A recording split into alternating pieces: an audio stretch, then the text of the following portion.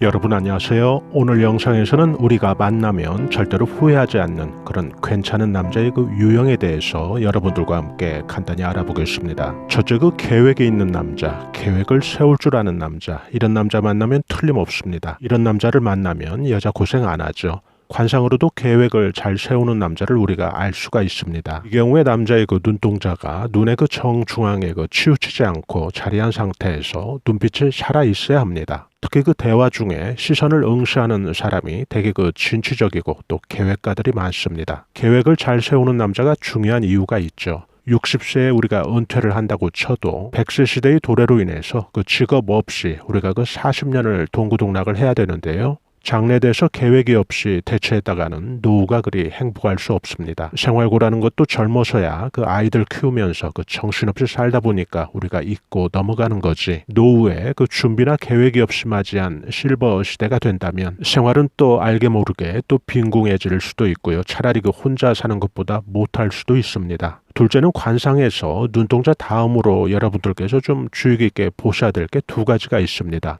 양 눈가 옆이 부부궁이기 때문에 이쪽에 좀 살색의 윤택이 있으면서 그리고 또 동시에 그 지각이라고 불리는 그 턱의 그 하관에 좀 도톰하게 살이 좀 붙어 있을 때 이런 경우에 그 늑복이 있고 또 말년복이 있습니다. 남자 관상에 그 말년복이 있다는 것은 큰 고생 안 하고 또 산다는 뜻이니까요. 여자도 또 이런 남자를 만나게 되면 고생은 안 하겠죠. 셋째는 어깨입니다. 남자에게 이 어깨는 특히 중요합니다. 어깨가 당당히 펴져 있으면서 동시에 그 어느 한쪽의 어깨가 처지지 않고 양 어깨가 수평을 이룬 상태가 제일 좋습니다. 꼭 이런 남자를 만나십시오. 만약에 그 어깨가 안으로 굽은 또 안으로 좀 오므라져 있게 되면 남자의 성격이 좀 결단력이 없고 노력을 해도 또 돈 운도 잘 안 붙습니다. 그리고 입신 출세와도 거리가 먼 좀 불운한 상이 되는데요. 넷째는 남자의 그 손을 보면 그 남자의 제복이 보입니다. 손이 지나치게 건조하고 또 까칠하고 또 잘 갈라지는 그런 손이라면 이런 경우에는 돈복이 잘 안 붙습니다. 벌어도 돈이 또 잘 모아지지도 않고요. 손이 까칠하지 않는 그런 남자를 만나시면 아주 좋습니다. 특히 그 손에는 오행이 모두 부여되어 있죠. 재물복을 포함해서 말년복, 금전복, 그리고 건강, 운 모두 우리가 그 손에 그 정보를 담고 있는 것과 똑같습니다.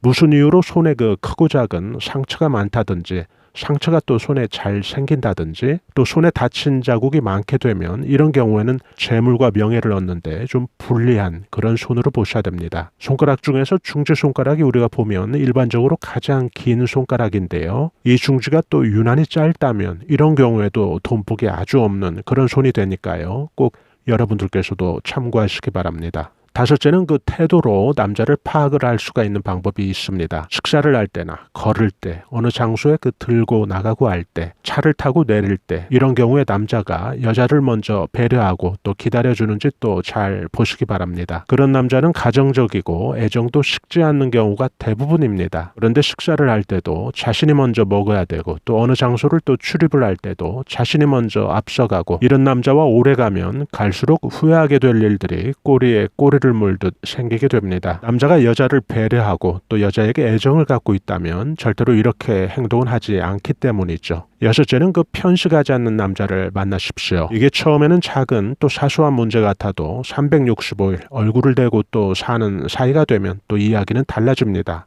편식이라는 것은 단순히 밥상머리에 국한되는 사소한 문제가 아닙니다. 은근히 다른 한쪽의 상대방에게 큰 스트레스가 되기에 충분합니다. 그리고 싱글일 때야 편식을 하든 개인의 어떤 식문화의 기호의 차이일 뿐이지만은 커플이나 또 이성관계 더 나아가서 부부관계가 된다면 이런 경우에는 고스란히 불편함으로 또 쌓일 수밖에 없습니다. 무엇보다도 운세나 또 풍수적인 관점에서 이 문제를 좀 살펴봐도 편식을 하는 사람들은 재물복이 잘 들어오지 않습니다. 이 점이 바로 문제가 되는 거죠. 일곱째는 지나친 효자는 무조건 피하십시오. 가정 가질 나이에 성인이 된 후에는 그때까지도 지나친 또 효자가 되어 있다면 이것은 큰 불효하고 앉아 있는 겁니다. 부모에게 정말 효도하는 일은 자신이 앞으로 꾸릴 가정을 화목하게 그리고 튼튼하게 그리고 사랑스럽게 만드는 겁니다. 남자가 지나친 효자가 돼서 본인이 다 해버리면 여자가 며느리가 뭘 해도 또 표도 안 납니다. 이거 절대로 지혜 있는 남자의 처신으로 볼 수가 없습니다. 진짜 효자는 지나친 효자가 아니고 지혜롭게 효도를 할 줄 아는 그런 남자입니다. 무엇이든지 지나쳐서 좋은 것 하나도 없습니다. 8번째는 내 의견을 항상 묻는 남자인데요. 이런 남자 만나면 여러분들께서